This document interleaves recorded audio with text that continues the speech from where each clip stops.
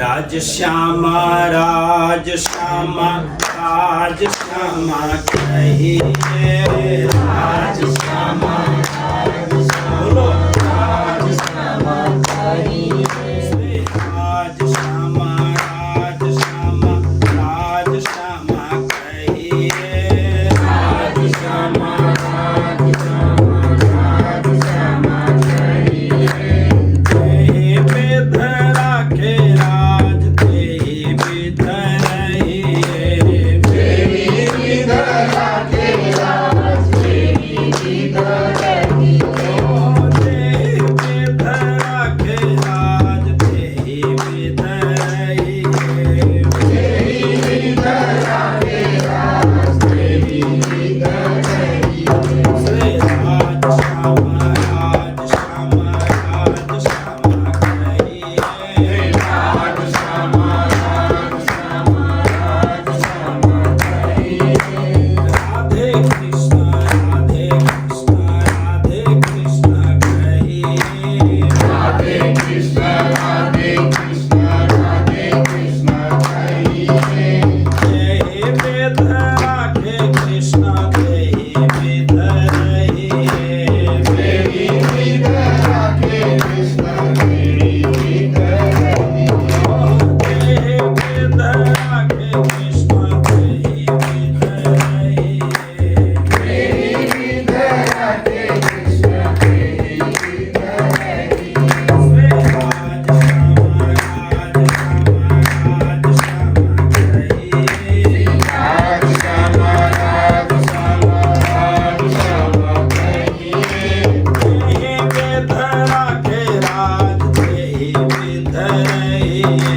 तेहि विध राखे राज तेहि विध रहिए तेहि विध राखे पिया तेहि विध रहिए तेहि विध राखे पिया तेहि विध रहिए तेहि विध राखे धनी तेहि विध रहिए तेहि विध राखे धनी तेहि विध रहिए तेहि विध राखे श्रीजी तेहि विध रहिए तेहि विध राखे श्रीजी तेहि विध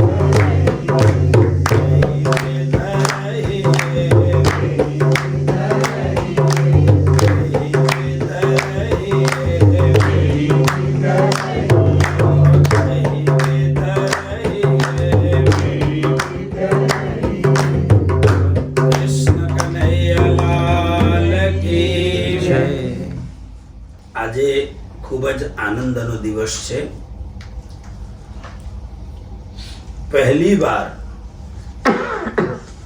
આ ઇસ્લામિક રાષ્ટ્રમાં મહામતી સ્વામી શ્રી પ્રાણનાથજી મહારાજની દિવ્ય વાણી નિજાનંદ સ્વામી દ્વારા પ્રેરિત તારતંબાણના 108 પારાયણનો બહુ જ સહજતા, સરળતા અને ભવ્યતા પૂર્ણ ભાવથી પૂર્ણાહુતિનો 3 દિવસનો પ્રસંગ પત્યું. એટલે એ 3 દિવસનો પ્રસંગ જ્યારે પૂરું થયું ત્યારે કેતનભાઈને મેં એક નાનકડી વાત કહેલી. અમે લોકો 23 તારીખ સુધી છીએ. 22 તારીખ સુધી આ સુંદર ભવ્ય દેશનું રળિયામણું દૃશ્ય જોવા માટે, કેમ કે દેખ ન કો હમ આયરી દુનિયા હમ હી કારણ કિયો એ સંચ. લોકો વિચાર કરે દુબઈમાં એટલું સરસ સરસ કેમ છે, હમ હી કારણ કિયો એ સંચ. આપણા માટે જ રાજજી મહારાજે કોઈને પ્રેરણા આપીને બનાવ્યું છે. એટલે કાલ સુધી ખૂબ જ ચારે બાજુ આપણે ફર્યા. એટલે મેં કહેલું કે 23 તારીખે આપણે બધા ફ્રી છીએ તો સાંજે થોડીક વાર વાતો કરીએ, સત્સંગ કરીએ અને સુંદર આપણે વલસાડી, કેમ કેમ કહેવાય છે સુરતનો જમણ અને પન્નાજીનો કહો કે કાશીનો કહો, મન બરાબર છે એમ. તો એટલે આ પ્રસંગ અનુરૂપ કેતનભાઈ અને જિજ્ઞાબેનના ઘરે દુબઈમાં આ પ્રખંડમાં થઈ રહ્યો છે. બહુ આનંદની વાત છે. પહેલી વાર તો કે કોઈના મનમાં પહેલા જિજ્ઞાસા હોવી જોઈએ.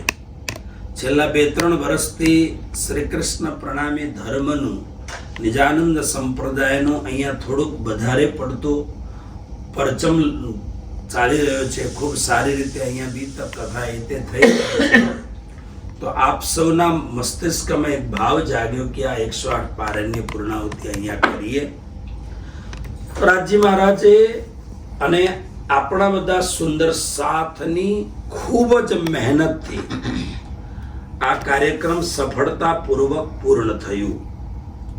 અને એ કાર્યક્રમમાં આપણે સૌને ખબર છે કેતનભાઈ એના કેપ્ટન તરીકે આપણા આગેવાન તરીકે રહ્યા હતા. અને જે કરે છે તેમને મળે છે, પણ કરો એટલે મેવા મળે. ખૂબ જ પુરુષાર્થ કર્યું, તન મન અને ધનનો ખર્ચ કર્યું. એટલે બધા મહાપુરુષોના આશીર્વાદો, સુંદર સાથની શુભકામના અને રાજજી મહારાજ શ્યામાજી મહારાણીની અનંત કૃપા પણ વર્ષી છે. વસ્તુ કહું કે પહેલી બાત તો આપણા મનમાં મસ્તિષ્કમાં શ્રી રાજજી મહારાજનું કામ કરવા માટે દૃઢ નિશ્ચય થવું જ જોઈએ. ત્યારે આપણી પાસે પૈસો પણ જોઈએ, આપણી પાસે સંગત એટલે બધાનો સાથ ને સહકાર પણ જોઈએ. પણ ઘણી જગ્યામાં આપણે જાણીએ છીએ કે પૈસો હોવા છતાં, સાથ સહકાર હોવા છતાં પણ કાર્ય સિદ્ધ થતું નથી. કેમ? એ કાર્યમાં મૂળ વસ્તુ છે કે શ્રી રાજજી મહારાજની કૃપા. જ્યાં સુધી ધણીની કૃપા ના થાય ત્યાં સુધી તમે લાખ પ્રયત્ન કરો, ઝાઝા મહેનત કરો, એ બધું કરવા છતાં પણ આપણે ઘણીવાર સિદ્ધ થતું નથી. એટલે આપણે એમ સમજવું જોઈએ કે ખરેખર આ કાર્યક્રમ રાજજીની શ્યામાજી મહારાણીની અનંત કૃપા, આપણા દિવ્ય પરંપરા સદગુરુ શ્રીદેવ ચંદ્રજી મહારાજ, શ્રી પ્રાણનાથજી મહારાજ અને આ પરંપરાના દિવ્ય મહાત્માઓના, દિવ્ય મહાપુરુષોના આશીર્વાદ અને એમાં સુંદર સાથે ખૂબ જ મહેનત કરી છે. આપણે એ બધું કરવા માટે આત્મબળ મજબૂત જોઈએ. હવે આત્મબળ છે ને, આપણે સૌ જાણીએ છીએ શરીરને મજબૂત કરવા હોય તો 2 કામ કરવું પડે. એક તો ખોરાક સરસ લેવું જોઈએ, પણ ખોરાક સરસ લઈએ પણ એ ખોરાકને પચાવવા માટેના પ્રયત્ન ના કરીએ તો પેટ આમ મોટું થઈ જાય, શરીર આમ લોથડો જેવું થઈ જાય, પણ બરાબર શરીર કામ કરી શકે એવું થાય. તો એના માટે શું કરવું જોઈએ? થોડું પરિશ્રમ પણ કરવા જોઈએ. એટલા માટે તમે જુઓ છો ચારે બાજુ ફિટનેસ સેન્ટરો છે. લોકો સવારે, સાંજે, રાત્રે, બપોરે જ્યારે સમય મળે લોકો દોડધામ કરીને થોડું ફિટનેસ તૈયાર કરે છે. તો શરીરને મજબૂત કરવા માટે આપણે ખોરાક પણ સરસ લેવા જોઈએ અને પુષ્કળ મહેનત પણ એના માટે કરવું જોઈએ. એના પછી પ્રાણ માટે થોડું પ્રાણાયામ એટલે આપણે પેલા લોકો બતાવે છે તેવું જ નહીં, ઊંડા શ્વાસ લેવાના, ઊંડા શ્વાસ છોડવાના, આ બધા થોડાક પ્રયત્નો આપણે કરીએ તો પ્રાણ પણ બરાબર રહે. ઘણીવાર શરીર ઠીક હોય પણ પ્રાણ બરાબર ન હોય તો આપ સૌ જાણો છો કેવી તકલીફ ઊભી થાય છે. પછી મનને પણ મજબૂત બનાવવું જોઈએ. મનને મજબૂત બનાવવા માટે આપણા માટે સંકલ્પ મજબૂત હોવું જોઈએ. પણ એ સૌ પાછળ એક મજબૂત વસ્તુ છે, એ છે આત્મબલ. બોલો શ્રી પ્રાણનાથ પ્યારે કી જય. શું છે? આત્મબલ. હવે આત્મબલ કેવી રીતે વધે?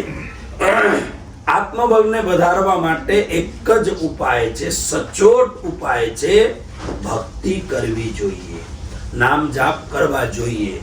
એટલા માટે શ્રી દેવચંદ્રજી માટે પ્રગટ વાણીમાં શું લખ્યું છે? કઈ જપ તપ કિયે વ્રત નેમ, સેવા સ્વરૂપ સ્નેહ અતિ પ્રેમ. એટલે જપ, તપ એટલે આપણે ભક્તિ કરતા સમયમાં જ્યારે પણ કોઈ તકલીફ ઊભી થતી હોય અને એ તકલીફને સહન કરવા માટે આપણે મજબૂત થઈને અડીખમ રહીને રહીએ. એની 108 શ્રી શ્યામાનંદજી મહારાજ, તમે જ્યારે પણ ભારત જાઓ, જેવી રીતે દુબઈમાં તમે આવ્યા ને, દુબઈ કેટલું સરસ, શ્યામાનંદજી મહારાજે કે બહુ સરસ છે, બહુ ફર્યા. હા હા, આવો તો તમે ભારત જાઓ તો તમારે ચંડીગઢ જરૂર જવાનું. અને એમનો આશ્રમ છે ને 5 સ્ટાર જેવો આશ્રમ છે, ખરેખર બહુ સરસ આશ્રમ, વ્યવસ્થા બહુ સારી. કાલિંગબોંગ તમે જાઓ તો કાલિંગબોંગ તો હિલ સ્ટેશન, તમારે જવાની ઈચ્છા હોય ને, શિમલા જવાની જરૂરત નથી. કાલિંગબોંગ જશો તમને ફરવાનું પણ મળશે અને વધતા આનંદ પણ મળશે તમને હિલ સ્ટેશનનો. તો એવા ચંડીગઢ શહેર જ બહુ સરસ. અને એમાં પણ પરમ આદરણીય મહારાજ શ્રી નો આશ્રમ એકદમ ટીપ ટોપ, મહારાજ શ્રી જેવા છે એવો જ આશ્રમ પણ બનાવ્યો છે. બહુ સરસ, બધા જ રૂમમાં એસી છે, બધું બહુ સરસ છે. જ્યારે પણ તમે જાઓ ત્યારે ચંડીગઢની મુલાકાત લેજો. હવે ભાવસાર સુંદર સાતને બરોડા માટે કંઈ કહેવાની જરૂરત નથી. તમે જ્યારે પણ ઇન્ડિયા આવો છો ત્યારે લગભગ તમારો બરોડા આવવાનું તો હોય જ છે. એટલે પધારજો. હું પરમ આદરણીય શ્યામાનંદજી મહારાજને નિવેદન કરું કે સુંદર સાતને સુંદર ઉદ્બોધનથી આપ સૌને ખૂબ આનંદ આપજો. કૃષ્ણ કનૈયા પ્રણામ. બંસી વિભૂષિત करान नवनीरुदाभा पीताम्बरा दरुणबिम्ब फलाधरोष्ठा पूर्णेन्दु सुंदर मुखाद अरविंद नेत्रा कृष्णात् परम किमपि तत्त्वमहं न जाने. बंदौ श्री सद्गुरु चरण भवजलतारण पार कुमति विनाशन सुख करण गर्भ प्रहारण. हिमालयात् समारंभ यावत् इंदु सरोवरम तच्छेत्रं भारतं नाम भारतिर्यत्र संतति भारतिर्यत्र संतति. राज के चरणारविंद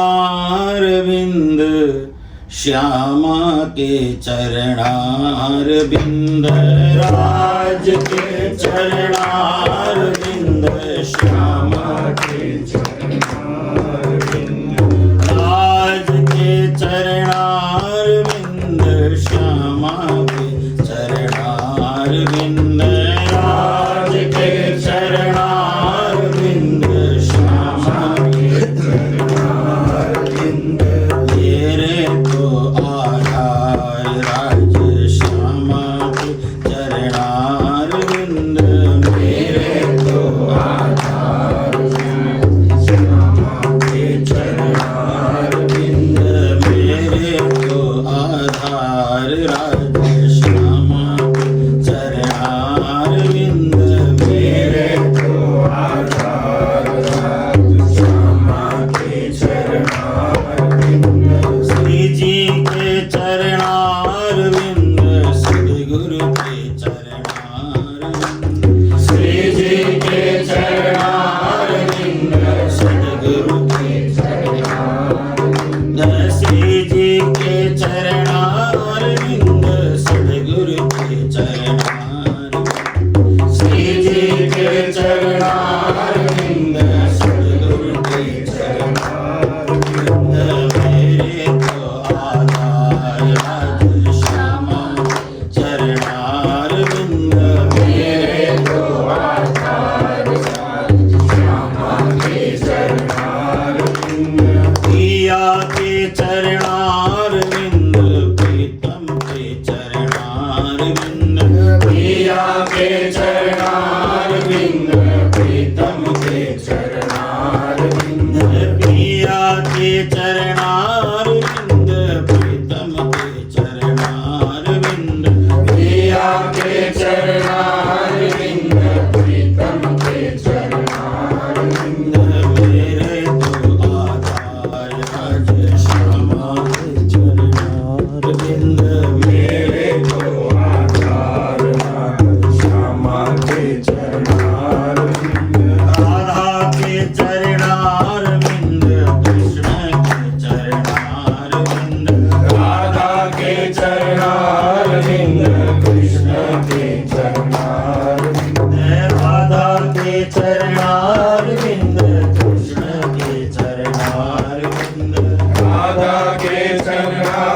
चरणारविंद कृष्ण के चरणारविंद मेरे तो आधार राधे श्यामा के चरणारविंद मेरे तो आधार राधे श्यामा के चरणारविंद साथ के चरणारविंद साथ के चरणारविंद साथ के चरणारविंद साथ के चरणारविंद मेरे तो आधार राधे श्यामा के चरणारविंद मेरे तो आधार राधे श्यामा के चरणारविंद मेरे तो आधार राधे श्यामा के चरणारविंद मेरे तो आधार राधे श्यामा के चरणारविंद श्री कृष्णचंद्र की जय श्री निजानंद स्वामी श्री प्राणनाथ जी महाराज की जय श्री सदगुरु महाराज की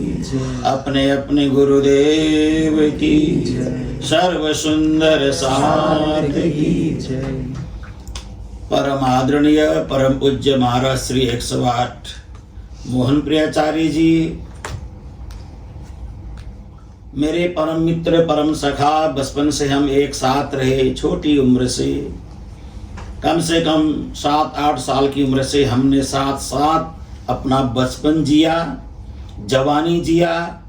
राज्य से प्रार्थना करेंगे बुढ़ापा भी जी ही लेंगे। तो ऐसे परम आदरणीय श्री 108 टहल किशोर जी महाराज, हमारे प्रिय श्री केतन भाई और आप सभी बलसाड़ के सुंदर साथ जी, आप सबके अंदर वाणी की चौपाइयां भरी पड़ी है। आपका दिल स्वरूप साहब है, आपका हृदय ही वाणी का मंथन करने वाला है। बलसाड़ में और जयपुर में सुंदर साथ के पास जाओ तो हर व्यक्ति को चौपाई कंठस्थ ही रहता है। और कहीं कहीं तो सुंदर साथ जाते ही ये भी कह देते हैं कि ये इस वाले प्रकरण से चर्चा करना। कई बार संतों की परीक्षा भी ले लेते हैं। बलसाड़ और गणदेवी और बापी इधर ये जयपुर के भी सुंदर साथ विशेष करके है ना। तो सब वाणी के सब ज्ञाता हैं, वाणी के सब जानकार हैं। लेकिन कभी कभी क्या होता है, ज्यादा जानकारी भी कभी कभी नुकसान देने वाला होता है। जानकारी तो होना ही चाहिए, बिना जानकारी के चलता नहीं है। ज्यादा जानकारी, ज्यादा समझ भी इंसान को ना समझ बना देता है। ये बहुत बड़ी बात है। इसलिए समझ समझ के समझना चाहिए ताकि हम ना समझ ना बन जाए।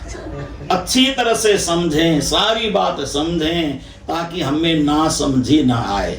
दूसरी बात, मेरे गुरु महाराज कहा करते थे, अहंकार, ज्ञान का अहंकार व्यक्ति को डुबा देता है। ज्ञान का अहंकार रत्ती मात्र भी नहीं होना चाहिए। धन का अहंकार, रूप का अहंकार, ज्ञान का अहंकार, संपत्ति का अहंकार, सुंदरता का अहंकार। क्योंकि सुंदरता है तो अहंकार रूपी बोझा सुंदरता में आ गया। ज्ञान है तो ज्ञान के साथ अहंकार का बोझा शरीर पे चढ़ गया। एक और बोझा क्यों उठाना? वो बोझा बिना जरूरत के अहंकार रूपी बोझा को नहीं उठाना चाहिए। इससे कोई लाभ नहीं मिलने वाला है, अपना नुकसान ही नुकसान होने वाला है। इसलिए जितना हम ज्ञानी बने, जितने हम समझदार बने, उतनी हमारी ऊंचाई बढ़ती जाए। साधना के मार्ग में हमारी ऊंचाई बढ़े, भक्ति के मार्ग में हमारी ऊंचाई बढ़े। एक बार हरिद्वार में एक बहुत बड़े संत से मुझे मिलने का अवसर मिला। तो जैसे ही मैं उनसे मिला तो उन्होंने मेरे को एक बात कहा, कुछ नहीं पूछा, कौन से आश्रम से आए, कहां से आए, क्यों आए, क्या नाम है, कुछ नहीं पूछा। सीधा उन्होंने एक ही प्रश्न मेरे को पूछा, साधना की कितनी ऊंचाई में आप पहुंच गए हैं। ये संतों की भाषाएं होती है। देखो, आप कौन से आश्रम में रहते हैं, किस मत को मानते हैं, किस परंपरा को मानते हैं, किस धर्म को मानते हैं, कुछ नहीं पूछा। सीधा ही मेरे को उन्हें पूछा कि साधना की कितनी ऊंचाई में आप पहुंच चुके हैं, ऐसा मेरे को पूछा। मैंने कहा कि अभी मैं प्रारंभिक पाठशाला में हूँ, साधना की प्रारंभिक पाठशाला में। अगर मैं साधना की चरम सीमा में पहुंच जाऊंगा तो मेरा शरीर अहंकार से शून्य हो जाएगा, काम क्रोध लोभ मोह से शून्य हो जाएगा, सर्वत्र एक ही ब्रह्म एक ही परमात्मा नजर आना प्रारंभ हो जाएगा। क्योंकि हाथी से लेकर के चींटी तक जब एक ही परमात्मा का दर्शन करना सीखेंगे हम, तो हमारे अंदर कोई वासना ही नहीं जागेगी, सारी वासना समाप्त हो जाएगी। इसलिए बुद्ध भगवान ने कहा है अपनी त्रिपिटक में, अपनी वाणी में कहा है, गहकार डिठोसी पुनः गेहम न काहसी। बुद्ध तपस्या कर रहे थे, तपस्या करते करते करते करते उन्होंने अपने अंदर देखना प्रारंभ किया। अरे बाप रे, मेरे अंदर इतना विकार भरा पड़ा है, जन्म जन्म का विकार भरा पड़ा है, और ये विकार मेरे को अगला अगला अगला अगला जन्म दे रहा है। इच्छाओं की पूर्ति न होना ही अगले जन्म की तैयारी है, बस ये समझ लीजिए। अगर इस बार किसी के मन में ऐसी भावना जगी कि मेरे पास सुंदर बंगला होना चाहिए 100-200 करोड़ का, इच्छा पूरी नहीं हुई तो हमारे अनकॉन्शियस माइंड में जाके इच्छा जमा हो गया, अगले जन्म की तैयारी हो गई, तो हम ब्रह्म सृष्टि का नाता तो बिगाड़ देंगे ना, ब्रह्म सृष्टि का संबंध हमारा बिगड़ जाएगा। इसलिए बुद्ध तपस्या करते करते करते करते बोलते हैं, ऐ घर बनाने वाले मैंने तुझे देख लिया, अब ये 9 द्वार वाला नया घर बनाने में तेरे को नहीं दूंगा, अब सारा मेरा घर ध्वस्त हो जाएगा, सारा घर में तोड़ दूंगा, खत्म कर दूंगा। उनको लगा कि मेरे अंदर इतना विकार है, इतना विकार है, इतनी चाहना और इतनी इच्छाएं मेरे अंदर जमा हुई है, इन सारी चाहना इच्छा को मुझे ढेर कर देना होगा, गिरा देना पड़ेगा, ध्वस्त कर देना पड़ेगा, समाप्त कर देना पड़ेगा। इसलिए बुद्ध को कभी क्रोध नहीं आया, बुद्ध ने उसके बाद जीवन में कभी क्रोध किया ही नहीं, क्योंकि साधना के पथ पे जब चरम सीमा में पहुंच जाए तो उसके सारे विकार अपने आप शांत हो जाते हैं। बुद्ध ने कहा, अब मैं अपनी आत्मा जीवात्मा को अगले शरीर में प्रवेश होने दूंगा ही नहीं, मोक्ष के मार्ग में, निर्वाण के मार्ग में चला जाऊंगा। यही बात श्री प्राणनाथ जी की आप हम भी तक में सुनते हैं। प्राणनाथ जी ने इंद्रियों को कैसे समझाया है ना, एक काम को समझाया, क्रोध को समझाया, लोभ को प्रत्येक इंद्रियों को समझा करके, इंद्रियों के कर्तृत्व को समझा करके प्राणनाथ जी ने सबको डांटा। अरे तेरे अंदर ये विकार है, तेरे अंदर ये विकार है, तेरे अंदर ये विकार है। प्राणनाथ जी भी हमारे निष्कलंक बुद्ध है ना, उन्हें सारे विकारों को जला दिया, भस्म कर दिया, खत्म कर दिया। तो उसके बाद उनको परमधाम का साक्षात्कार होना शुरू हो गया। एक ही बर्तन में बहुत सारी चीजें नहीं आ सकती। हमारा हृदय रूपी बर्तन है ना, इसमें बहुत सारी सामग्रियां नहीं आ सकती। एक चीज डालो तो दूसरा निकल जाएगा, दूसरा डालो तो तीसरा निकल जाएगा। इसलिए शरीर के अंदर जो हमारा मन है, हमारी चित्त है, हमारी बुद्धि है, हमारी आत्मा है, इसको बिल्कुल निर्विकार बनाएंगे तो परमधाम का साक्षात्कार होना अपने आप ही प्रारंभ हो जाएगा। अंदर तो बहुत सारे विकार हैं और आंखें बंद करके परमधाम देखना चाहते हैं, ध्यान करना चाहते हैं, तो विकार है ना, वो भटका देता है मन को चारों ओर। फिर आप लोग पूछते हैं संतों को ध्यान क्यों नहीं लगता है, ध्यान क्यों नहीं लगता है, मन एकाग्र क्यों नहीं होता है। मन एकाग्र करने के लिए अपने मन को सुई के नोक की तरह बनाना पड़ेगा। मन को उठाया, राज्य के चरण के अंगूठे में पहुंचा दिया, फिर मन को उठाया, राजी महाराज के चरणों में पहुंचा दिया, फिर मन को उठाया, राजी महाराज के श्रृंगार में पहुंचा दिया, फिर मन को उठाया, राजी महाराज के मुखारविंद में पहुंचा दिया। राजी महाराज के प्रत्येक अंग इंद्रियों को हमारा मन निरीक्षण करना प्रारंभ करे ना, तो उसके बाद क्या होगा, हमारी बड़ी शुद्धता हो जाएगी, हम बड़े पवित्र हो जाएंगे, हम बड़े पावन हो जाएंगे। तो ये अपने आप को हमें स्वयं को स्वयं ही संवारना पड़ेगा, हमें कोई नहीं समझाने वाला है। क्योंकि हम तो यही कहते हैं ना, हे राजी महाराज, जैसे हमारे किशोर जी महाराज कह रहे थे ना, क्योंकि भारत का माहौल और यहाँ के माहौल में जमीन आसमान का अंतर है। जैसे कल की घटना आपने देखी, अब अपने ही लोगों को अपने ही लोग मार रहे हैं, ये गलत होता है। लेकिन यहाँ सब लोग शांति से जी रहे हैं ना, लोग आनंद से जी रहे हैं। घर में बैठो, सत्संग करो, कोई किसी को बाधा नहीं पहुंचाता, मार हत्याएं नहीं है, एक दूसरे का कोई जलन नहीं करता। ऐसा ही तो संसार सब जगह चाहिए। लेकिन आज हमारा संसार ऐसा हुआ है कानून के आधार पे चलता है। अगर आप कानून लागू नहीं करेंगे तो लोग बिगड़ जाते हैं। इसलिए इतने समय सत्संग, इतने समय ये, इतने समय ये, इतने समय ये। लेकिन परम धाम में कोई कानून और नियम नहीं है। परम धाम प्रेम का द्वार है, प्रेम का घर है। इसलिए श्री प्राणनाथ जी की एक चौपाई बताती है ना, क्योंकि ऐसा खेल दिखाया मांग लिया है हम, अब कैसे अर्ज करूं, कहोगे मांग्या तुम। अब जब इंसान बीमार पड़ जाता है, परेशान हो जाता है, तो देखो कैसा खेल है राजी महाराज का, कितना विचित्र खेल है। बड़ा अचंभा लगता है खेल। यहाँ कुछ और दिखता है, वहां जाओ और कुछ दिखता है, वहां जाओ और कुछ दिखता है। अलग अलग प्रकृति जन्य खेल को देख करके हम आघाते नहीं हैं। जयराम भाई कनसारा को क्या समझाया था प्राणनाथ जी ने? कोई न अघाया इनमें चचोलत ठौर मुर्दार। एक कुत्ता दौड़ दौड़ के गया और हड्डी के टुकड़े को लेकर के भागा।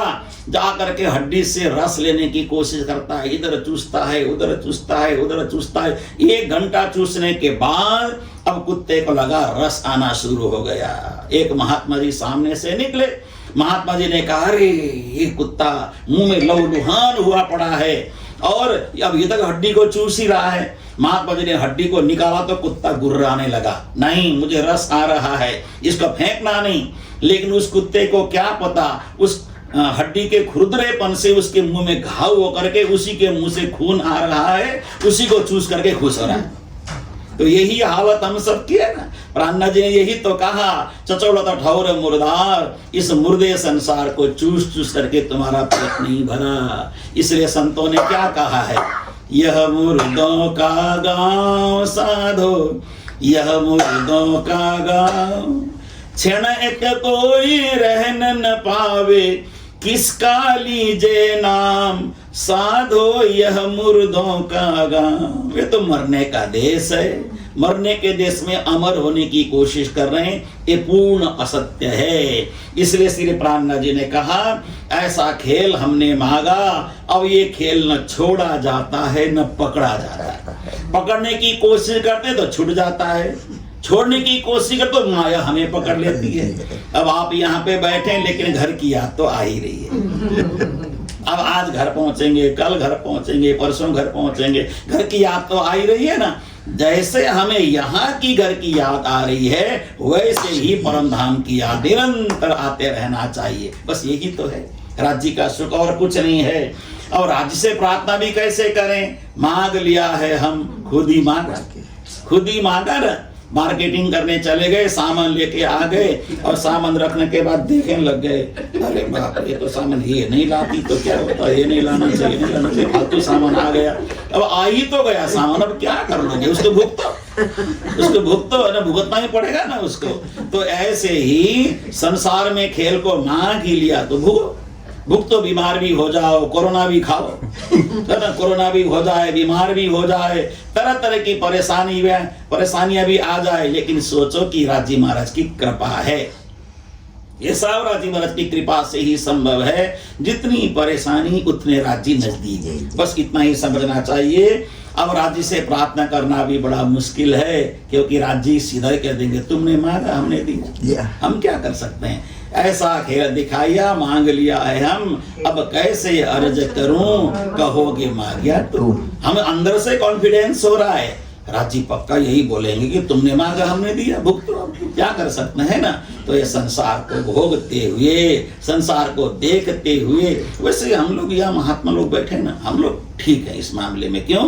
देखने को हम आएरी दुनिया, हम ही कारण कियो ये संच। हम लोग देखने वाले, आप लोग भोगने वाले। तो आप लोग माया को भोग रहे हैं, उसको हम लोग देख करके अघा जाते हैं। देखो लोग कितने परेशान हो रहे हैं ना। संत दृष्टा है और आम लोग भोगता है। भोगता परेशान होता है, दृष्टा कभी परेशान नहीं होता। तो आप सब पर राज्य की कृपा बनी रहे। आप सब पर परमात्मा सदा अपनी कृपा का हाथ बना के रखें। और आप सब जो भी सुंदर साथ यहाँ रहते हैं, उन पर तो विशेष राज्य की कृपा रहे ही रहे।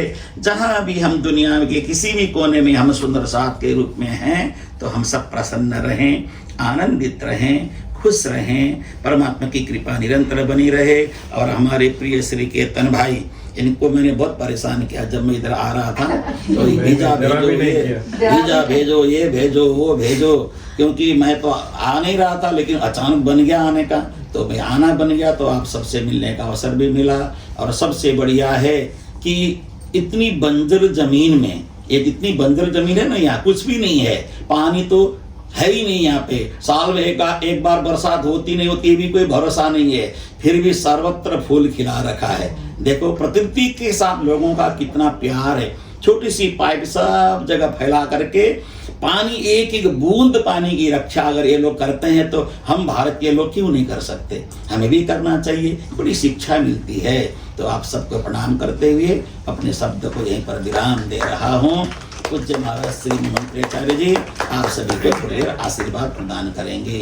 श्री कृष्ण कन्हैया लाल की, श्री प्राणनाथ जी महाराज की, सर्व सुंदर साथ की प्रणाम। बंदो सतगुरु चरण को करु धनि प्रेम प्रणाम। अशुभ हरण मंगल कर्ण श्री देव चंद्र जी नाम। श्री प्राणनाथ तुम सत्य हो, तुमसे चलत जहाज।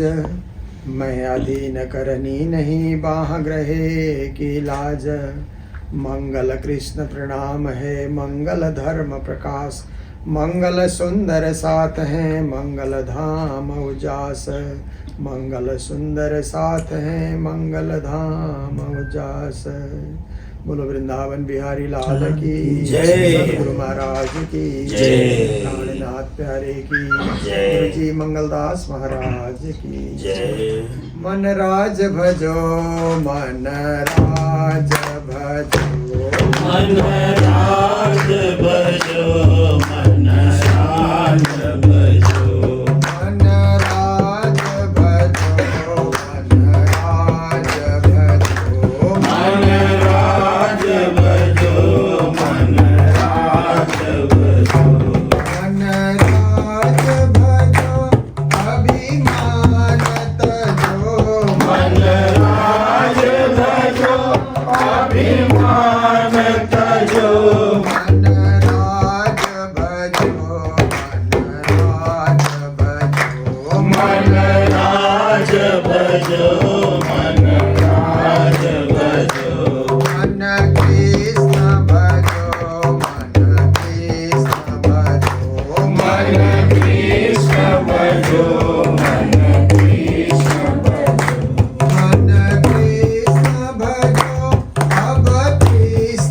भजो, मन कृष्ण भजो, मन कृष्ण भजो, अब कृष्ण तजो, मन कृष्ण भजो, अब कृष्ण भजो, मन कृष्ण भजो, अब कृष्ण तजो, मन कृष्ण भजो, अब कृष्ण भजो, मन राज भजो, मन राज भजो, मन राज भजो, मन राज भजो, मन कृष्ण भजो, मन कृष्ण भजो, मन कृष्ण भजो, मन कृष्ण भजो। महाराज की जय। दुबई में हमारी 9 दिवस की यात्रा प्रारंभ हुई और हम लोगों ने 3 दिन सुख शीतल करो संसार, जो आप लोगों ने संसार को सुख और शीतलता जो प्राणनाथ जी महाराज ने संकल्प किया था, उसी धारा को आगे बढ़ाने के लिए अबू धाबी में BAPS हिंदू टेम्पल में कार्यक्रम रखा और 3 दिन हम लोग भी उसका आनंद लेते रहे। आप सब भी उसका भरपूर आनंद लेते रहे। 108 पारायण की पूर्णावधि भी गजब ढंग से वहाँ पर पूर्ण हुई। सभी कार्यक्रम सकुशल संपन्न हुआ।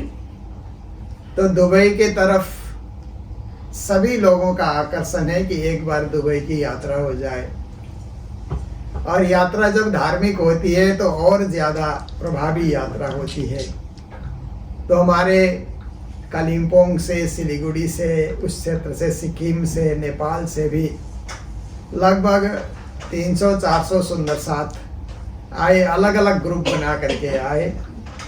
और इधर गुजरात से भी काफ़ी सुंदर साथ आए, जामनगर से लेकर के, आप लोग वलसाड़ से हैं और भी बहुत सारे क्षेत्रों से, यूएसए से भी आए।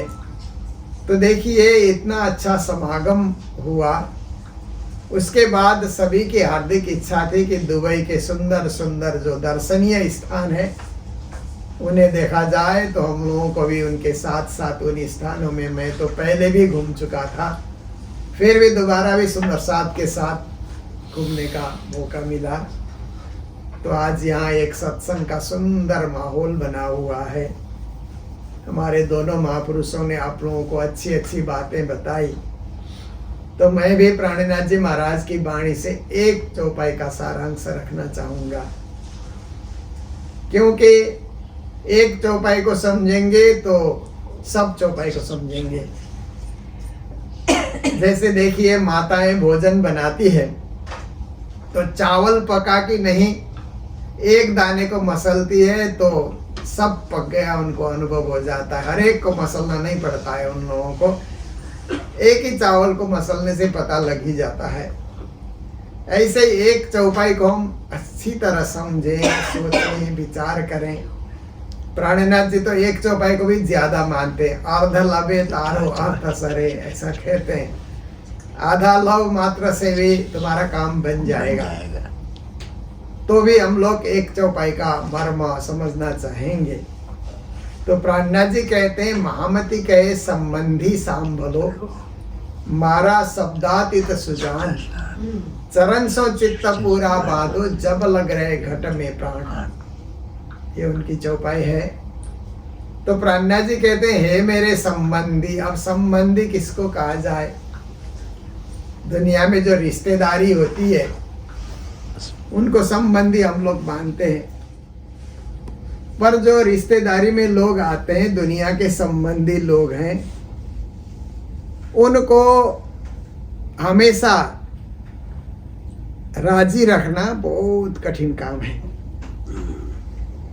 दुनिया में सबसे कठिन काम क्या है अगर कोई पूछेगा तो अपने रिश्तेदारों को रिझा के रखना।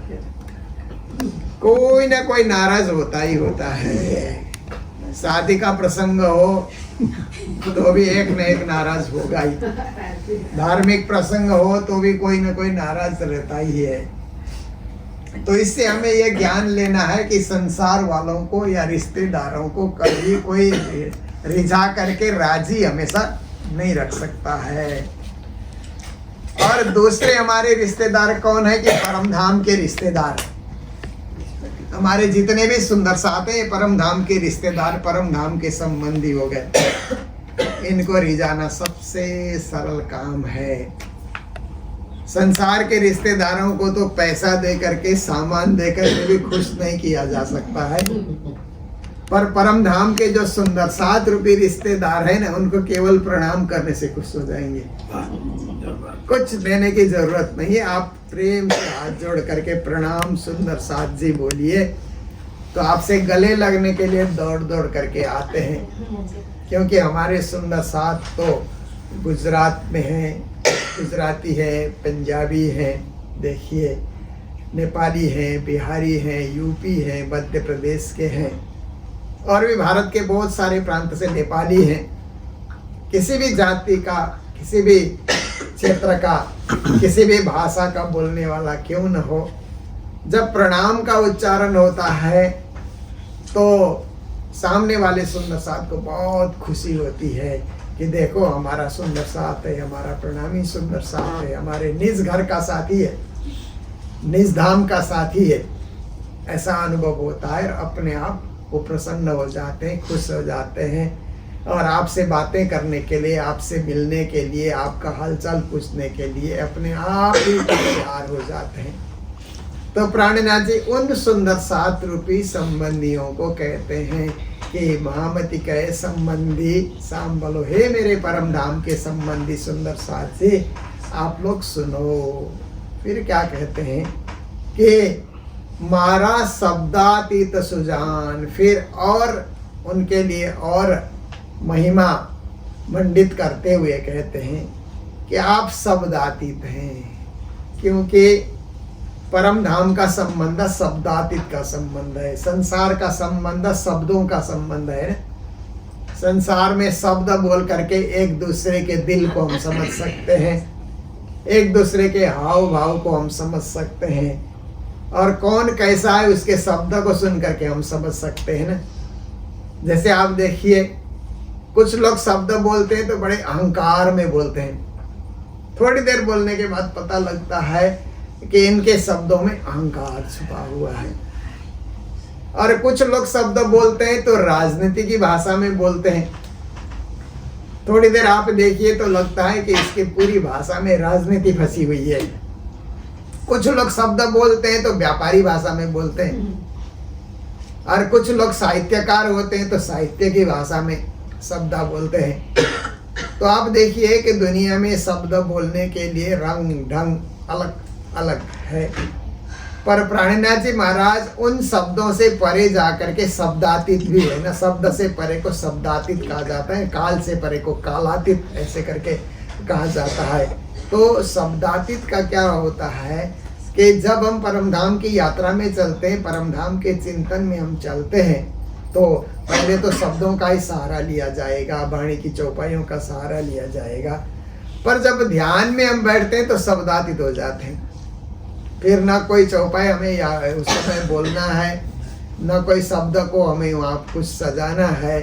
बस राज्य के ध्यान में मूल मिला में सिंहासन में राजश्यामा बैठे हुए हैं, हम उनके चरणों तले बैठे हुए हैं। बस शब्दातीत हो गए, उस समय ध्यान में हम खो जाते हैं। फिर राज्य के नई स्वरूप को, राज्य के चिन्मय स्वरूप को याद करते रहते हैं। भले 1 मिनट याद करें, 5 मिनट याद करें, 10 मिनट याद करें, शब्दातीत हम उस समय हो जाते हैं। तो ऐसे सुंदर शास्त्र को प्राणनाथ जी कहते हैं महाराज शब्दातीत। फिर सुजान कहते हैं, आप जानकार भी हो, क्योंकि दुनिया में आप देखिए कि कितने लोग भक्ति करते हैं। आज दुनिया में दुनिया की गिनती की जाती है तो सबसे ज्यादा दुनिया में धार्मिक लोग ही मिलते हैं, भले ईसाई हो, इस्लाम पंथी हो, हिंदू हो, बौद्ध हो, जैन हो, यहूदी हो, पारसी हो, कोई भी है। पर दुनिया में एक तो नो रिलीजन वाले भी होते हैं ना। कई लोग बोलते हैं कि हम किसी भी धर्म में विश्वास नहीं रखते, जैसे कम्युनिज्म में कम्युनिस्ट लोग रिलीजन में विश्वास नहीं रखते। और भी कई लोग बोलते हैं कि हमें रिलीजन से कुछ लेना देना नहीं है। ऐसे लोग हैं, पर उनकी संख्या कम है। रिलीजन को, परमात्मा को मानने वाले लोगों की संख्या दुनिया में ज्यादा है। तो आप देखिए इतने ज्यादा लोग भक्ति कर रहे हैं, पर ये आत्मा कहाँ जाएगी मृत्यु के बाद? अगर इस पे उनको प्रश्न किया जाए तो सब कोई सही ढंग से जवाब नहीं दे पाएंगे। स्वर्ग, वैकुंठ या शून्य, निराकार आदि आदि की बातें लोग करते हैं, पर वहाँ जाकर के आपकी स्थिति कैसे होगी? वहाँ जाकर के आपकी आत्मा उस शून्य में विलीन हो जाएगी, या शून्य में वो आत्मा घूमती रहेगी, बादल घूमने की तरह घूमती रहेगी वो आत्मा? वहाँ जाकर के आपका स्थान क्या होगा, स्थायी रूप क्या होगा, मोक्ष का स्थायी रूप क्या है? मोक्ष में आत्मा जाकर के किस स्थिति में रहेगी, ये जानकारी कोई दे नहीं देता नहीं है। अगर देते भी हैं तो भी हमको लगता है कि ये जो जानकारी है आधी अधूरी जानकारी है। पर प्राणनाथ जी महाराज ने जो जानकारी दी है वो एक पूर्ण जानकारी है कि आत्मा जाएगी तो परमधाम में जाएगी, और हमारी आत्मा परमधाम जाने के बाद राज्य में लय नहीं होगी, राज्य के चरणों के इर्द गिर्द बनी रहेगी। और वहां जाने के बाद भी आत्मा को पता लगेगा कि हम इसी परम धाम में थे, फिर हमने खेल मांगा तो ब्रज में आए, रास में आए, जागनी में आए, और फिर परम धाम में हम लौट करके आए। पूरी जानकारी उस आत्मा को रहेगी। सुजान मतलब अत्यंत जानकारी उनके पास रहेगी। फिर हमारा मोक्ष ऐसा है कि श्री राज्य के चरणों में ही बने रहना, राज्य के चरणों में ही लोटपोट करते रहना, राज्य को ही साथ लेकर के घूमने जाना, राज्य के साथ ही वहाँ का परिभ्रमण करना, और वहाँ का वैभव, वहाँ का ऐश्वर्य, वहाँ का सुख राज्य के साथ ही उपभोग करना। तो अपना अस्तित्व भी है और राज्य की भक्ति भी है, साथ साथ में है। विलय होने के बाद तो कुछ पता ही नहीं लगेगा। यदि अपना अस्तित्व राज्य में विलय हो गया तो हमको तो कुछ पता ही नहीं लगेगा फिर। पर हमको पता भी लग रहा है ना कैसे जो मोक्ष प्राणनाथ जी महाराज ने परिभाषित किया है कि सुन सुन करके अंदर ही अंदर हमें खुशी भी होती है, एक तृप्त होने का अनुभव भी होता है। तो ये जानकारी और लोगों को न होने के कारण और प्रणामी सुंदर साथ को ये जानकारी होने के कारण प्राणनाथ जी ने सुजान शब्द प्रयोग किया कि आप जानते हो परम धाम में क्या है, ब्रज में क्या है, रास में क्या है, जागनी में क्या है, आपको सारी जानकारी है। तो कहते हैं अब आगे आपको क्या करना है, चरण सो चित्त पूरा बांधो। अब फिर परम धाम आपको जाना है, जानकारी आपके पास सब कुछ है, पर एक चीज है कि परम धाम जाने के लिए इस चित्त को राज्य के चरणों से बांधे रखना है। राज्य का जब ध्यान करें तो पहले उनके चरणों का ध्यान करें। मैं तो पियासी चरणों की दासी, जन्म जन्म तुम हो मेरे सिर ताज। ऐसे अच्छे चरण धरो श्री राज मेरे आंगना, प्यारे कदम रखो श्री राज मेरे आंगना। देखिए ना, तो अर्श तुम्हारा मेरा दिल है, तुम आए करो आराम, सेज बिछाओ रुच रुच के यही तुम्हारो, प्रथम लागू दो चरण को धनी। देखिए चरण की भक्ति है ना, राज्य के चरण की भक्ति देखिए। श्रृंगार ग्रंथ में आप देखिए ना, तो चरण की भक्ति में 5 प्रकरण आ जाते हैं। तो इस तरह से चरण के साथ चित्त को बांधे रहना, क्योंकि ये चित्त है ना, ये मन चित्त बुद्धि आत्मा कहते हैं ना, ये क्या है कि एकदम चिपके हुए एक दूसरे के साथ, प्याज के छिलके की तरह एक दूसरे से चिपके हुए हैं। तो हमको कभी पता ही नहीं लगता कि कहाँ मन सक्रिय है कि चित्त सक्रिय है कि बुद्धि सक्रिय है, पर चारों का अपना अपना स्थान है। इसी को आज के विज्ञान में कहते हैं ना, mind, conscious mind, unconscious mind, सब कॉन्शियस माइंड, ऐसे करके आज परिभाषित किया जाता है। उसी को हमारे धर्म शास्त्रों ने मन चित्त बुद्धि अहंकार करके कहा। तो मन की चंचलता और चित्त की जो वृत्ति है, उस वृत्ति को संसार में बिखरने न दिया जाए। अपने चित्त को राज्य के चरणों में जोड़ करके हम रखें। वो कैसे जोड़ करके रखते हैं, उसके लिए हमारे लिए सरल से सरल उपाय है शाम सुबह की सेवा पूजा। सेवा पूजा में जब हम जाकर के प्रणाम करते हैं, सेवा पूजा करने से पहले तो राज्य के चरणों में हम प्रणाम कर रहे हैं। फिर चरण धुआते हैं तो राज्य के चरणों को याद करते हैं। आरती करते हैं तो राज्य के चरणों में आरती तैयार हुई है, फिर राज्य के चरण से लेकर के सिर पर्यंत हम आरती उतार करके आरती वारती सखियां सर्वे अंगा, हम अपने आप को राज्य के चरणों में सुपुर्द कर रहे हैं, अर्पित हो रहे हैं, समर्पित हो रहे हैं। तो ऐसे चरण से चित्त पूरा बांध करके रखना है, चरणों को भुलाना नहीं है। पूरे राज्य का स्वरूप का ध्यान हो जाए और अच्छी बात है, नहीं ध्यान कर सके तो केवल उनके चरणों का ही हम ध्यान करेंगे, तो भी पूर्ण स्वरूप का ध्यान करने के समान हमें सुख मिलेगा, शांति मिलेगी और मोक्ष पद की प्राप्ति, परम धाम की प्राप्ति होगी, इसमें कोई संदेह है नहीं। तो कहते हैं चरण सो चित्त पूरा बांधो, जब लग रहे घट में प्राण। कहते हैं इस शरीर में जब तक प्राण रहे, देखिए शरीर में कब तक प्राण है इसका तो कुछ पता नहीं है, क्योंकि परमात्मा ने संसार को रचा।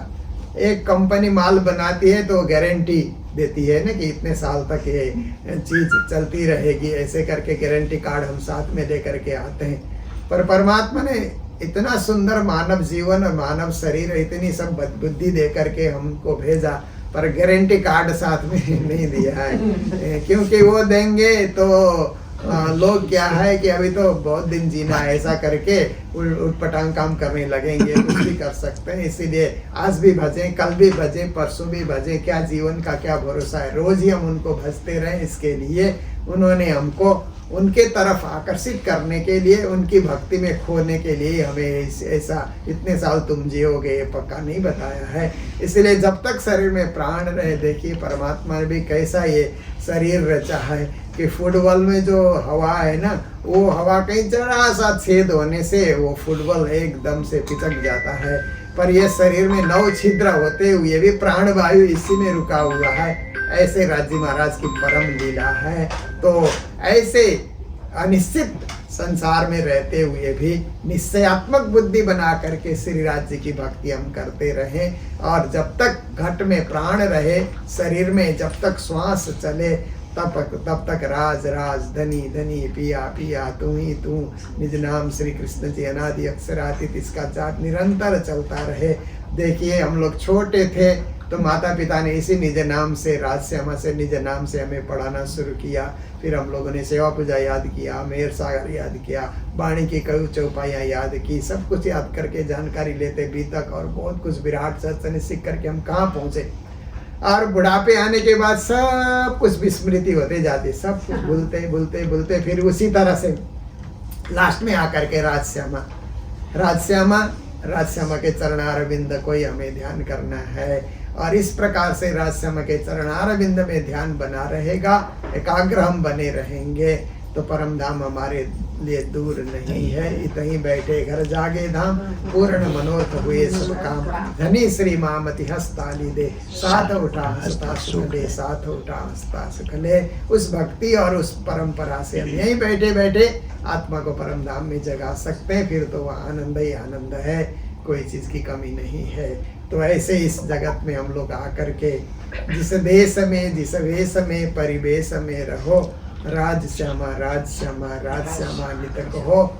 हम किसी भी देश में, किसी भी वेश में, किसी भी परिवेश में रहें, नित राजश्यामा करते हुए अपना काम करें, काम करते रहो, नाम जपते रहो, कमाई धंधा भी हम करते रहें और राज्य जी को भी वक्त वक्त पे याद करते रहें। यही हमारी अनन्य परा प्रेम लक्षणा भक्ति है। तो मुझे जब जब भी दुबई आने का मौका मिला, सबसे पहले तो हम जवाहर भाई और बहन जी बैठी हुई हैं, इनके यहाँ पहले आया तो इन्होंने खूब घुमाया भी मुझे था। फिर हमारे केतन भाई जी मिले तो मुझे यहाँ से कहाँ गए लेकर के गए थे, वहाँ भी उनके घर में भी दिन भर हम रहे। फिर उसके बाद तो हम लोग सुदान माज के साथ 250 सुंदर साथ क्रूज में आए थे, दुबई के क्रूज में। तब भी हम लोगों ने सिंधी भवन में उस समय भी सत्संग किया था। फिर हम लोग चतुर्थ शताब्दी मनाने आए, महामती प्राणनाथ चतुर्थ शताब्दी, तब भी यहाँ पर सत्संग हुआ सुंदर साथ का। और इस बार भी आप सबों के बीच बड़ा अच्छा सत्संग और बड़ा अच्छा मेला में महोत्सव में सम्मिलित होने का मौका मिला। राज्य करेंगे, फिर भी ऐसा अवसर देंगे तो यहाँ आने का हम लोग कभी भी ऐसा मौका लगेगा तो आप सबसे मिलते रहेंगे। बलसाड़ के सभी सुंदर साथ को देख करके बड़ी खुशी हुई। और केतन भाई और जिग्ना जी, उनको तो सभी सुंदर साथ में उनका नाम जान भी लिया है, इतने बार इनका नाम आया कि सबको कंठस्थ हो गया। पूरी टीम को साथ में लेकर के जो इन्होंने काम किया है, उसी से हमें जीत होती है। टीम एक होने से विजय की प्राप्ति होती है। ऐसा ही बड़ा कार्यक्रम हमारा हुआ है, एक अंतर्राष्ट्रीय मेला। इसी तरह राज्य कृपा करते रहें और हम उनकी भक्ति करते हुए सदा ऐसे मेल मिलाप का मेला हम लोग बनाते रहें। इन्हीं शब्दों के साथ अभी के प्रवचन को विराम दिया। बोलो सद्गुरु महाराज की जय, श्री प्राणनाथ प्यारे की जय, भाई जुराज की जय, राजा सतराज की जय, सर्व सुंदर साथ की जय। या तुम होते ऐसी जियो में आरज करो मेरे पीर जी पिया, जिन करो मेरा तरफ तरफ जाए जीव जी, जीवरा तो जीवे नहीं क्यों मीठे दिल की प्यास जी, तुम बिना सो कहूँ पिया, तुम हो मेरी आस जी, आस वीरानी तो करूँ पिया, जो कोई दूसरा होए जी। सब पिया जी सामन लिया, जात रोए रोए जी, जन्म जो हम होते सिया, सो तुम देखत नहीं जी। जब तुम आप देखोगे तब देखो नैना बार जी, तेरी पुकार पिया सुन के अब ढीला करो तुम जीन जी। खबर जो दीजियो मैं अर्ज करूँ